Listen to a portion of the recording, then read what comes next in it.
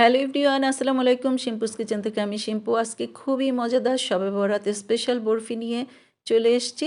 আমার এই রেসিপি যদি আপনাদের ভালো লেগে থাকে তবে প্লিজ লাইক, শেয়ার, সাবস্ক্রাইব করতে ভুলবেন না। সবার আগে রেসিপি পেতে অবশ্যই বেল বাটনটা ক্লিক করবেন। যখনই আমি কোনো রেসিপি দিব সবার আগে নোটিফিকেশান পেয়ে যাবেন। খুবই মজাদার এই বরফিটা কিভাবে তৈরি করি চলুন দেখে নেওয়া যাক। প্রথমে আমি এখানে 1 কেজি লিকুইড দুধ দিয়েছি। আর আমার এই লিকুইড দুধটা প্রচণ্ড ঘন, সেই জন্য আমি আর পাউডার মিল্ক দিলাম না। আপনাদের যদি মনে হয় যে একটু ঘন কম তাহলে পাউডার মিল্ক ইউজ করতে পারেন। আর এটাকে বলক আসা পর্যন্ত এখন অপেক্ষা করব। 2টা আমি এলাচ একটু থেতো করে দিয়ে দিয়েছি। আর হচ্ছে এখানে 1/3 কাপ চিনি দিয়ে দিলাম। চিনিটা অবশ্য আপনাদের মিষ্টিটা আপনাদের পছন্দ মতো দিতে পারেন। আমি মিষ্টিটা একটু হালকা করছি। আর এখন ভালো করে যে দুধ বলক চলে এসছে, আর এখন যে এলাচগুলো আমি দুধে দিয়েছিলাম সেই এলাচগুলো তুলে আমি ফেলে দিব।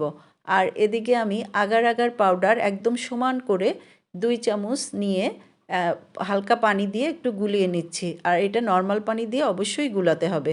আগার আগার পাউডারটা গুলিয়ে একপাশে সরিয়ে রাখলাম। আর এখন দুধে যখন বলক চলে এসছে আর আমি এলাচ 2টা উঠে ফেলে দিয়েছি। আর এখন জালটা একটু কম দিয়ে আমি আগার আগার পাউডারটা দিয়ে ভালো করে, একবারে দিবেন না, অল্প অল্প করে ঢালবেন, নাহলে জমে যাবে।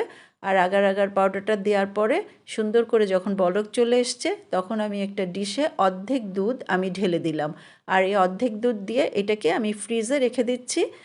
প্রায় 20 মিনিটের মতো রাখলেই এটা মানে একদম সেট হয়ে যাবে। আর হচ্ছে আর অর্ধেক যেই দুধটা আছে সেইটাতে আমি একটু কালার দিচ্ছি। একদম যে ফুড কালারটা, কেক বানানোর ফুড কালার, লাল কালারটা হালকা একটু দিয়েছি, এতেই একদম হালকা একটা পিঙ্ক কালার চলে এসছে।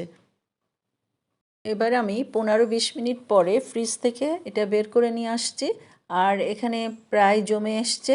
আর যেই আমি পিঙ্ক কালারটা রেখেছিলাম এটা কিন্তু আমি নর্মালে রেখেছিলাম, কোনো ফ্রিজে রাখিনি। এটা এখন উষ্ণ গরম আছে। এই অবস্থায় আমি ঢেলে দিচ্ছি। সাদা যে কালারটা জমিয়েছি, সাদার পরেই আমি পিঙ্ক কালারটা এখন কিভাবে দিচ্ছি সেটাও কিন্তু খেয়াল করছেন হয়তো। একটা চামচ দিয়ে তার উপর থেকে এটা ঢালতে হবে।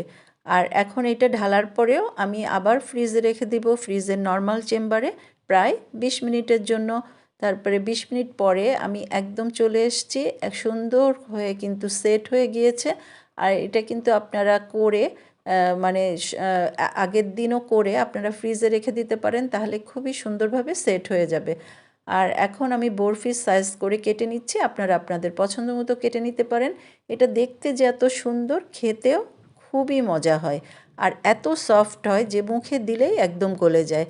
আর দুধটা কিন্তু অবশ্যই ঘন করে নিতে হবে, যেহেতু দুধ দিয়ে করা। দুধটা যদি ঘন না করেন খেতে কিন্তু মজা লাগবে না। আর আগার আগার পাউডারটা কিন্তু আপনারা যে কোনো দোকানেই পাবেন। আর যেখানে কেকের সরঞ্জাম পাওয়া যায় সেখানে আগার আগার পাউডার বললে সবাই দিয়ে দিবে। আর যে যেখান থেকে আমার এই রেসিপি দেখলেন সবাইকে অজস্র ধন্যবাদ। আর এই শবে বরাতে ইনশাল্লাহ সবাই মিলে আমরা এরকম একটা বরফি তৈরি করে ফেলবো। আল্লাহ হাফেজ।